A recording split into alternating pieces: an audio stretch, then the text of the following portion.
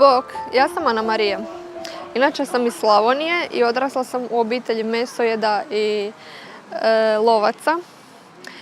Nikada to nisam shvaćala i osuđivala sam. Često sam se pitala kako mogu loviti životinje koje im ne štete. I često sam nailazila na neodgovor i uvijek mi je bilo jako žao životinja koje su nevine stradavale u njihovom pohodu. Vrijeme je da pustimo životinja na miru. Probajte se staviti u poziciju srne ili medvjeda koji pokušavaju pobjeći od vas, a vi pucate na njih. Uvijek uspoređujem takve situacije sa ratovima. Vrijeme je da postanemo empatični i da zabranimo krv i ubojstvo i postanemo vegani. Probajte stati na kraj lovu i probajte promijeniti zakon.